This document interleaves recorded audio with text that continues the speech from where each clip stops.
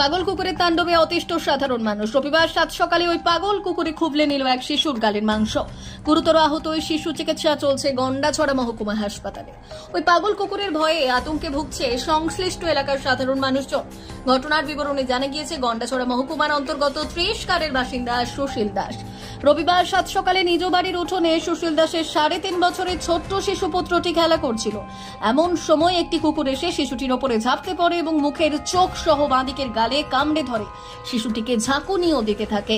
এমতাবস্থায় শিশুটি চিৎকারে ঘর থেকে অন্যান্যরা বেরিয়ে আসে এবং এই পাগলা কুকুরের হাত থেকে শিশুটিকে রক্ষা করে। ততক্ষণে শিশুটির মুখের বাঁদিকের গালের মাংস খুবলে নিয়েছিল ওই পাগল কুকুরটি। ওই পাগল কুকুরটি এতটাই হিংস্র হয়ে উঠেছিল যে কুকুরের কামড়ে ওই শিশুটির মুখের দুটি দাঁতও খসে পড়েছিল। সঙ্গে সঙ্গে কুকুরের কামড়ে গুরুতর আহত হয় ওই 3.5 বছরের শিশুটি। আর ওই শিশুটিকে আনা হয় গন্ডাছড়া মহকুমা হাসপাতালে। সঙ্গে সঙ্গে শিশুটি চিকিৎসা শুরু করেন কর্তব্যরত চিকিৎসক।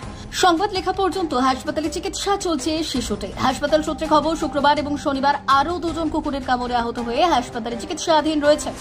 অবিলম্বে পাগল কুকুরগুলির বিরুদ্ধে স্থানীয় প্রশাসনকে সঠিক ব্যবস্থা নেওয়ার দাবি উঠছে।